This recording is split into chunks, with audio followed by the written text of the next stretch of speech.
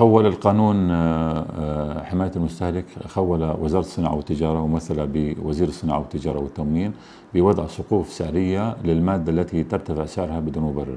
وقد استخدمت الوزارة هذه الصلاحية يعني بحدود 5 مرات حتى الآن. من ضمنها السنة الماضية استخدمت هذه الصلاحية في تحديد سعر الدواجن، ونجح هذا الأمر نجاحا كبيرا. وندعو الوزارة أن تستخدم صلاحيتها القانونية في هذا الجانب في كلما ترتفع سلعة معينة، وخاصة في هذه الفترة.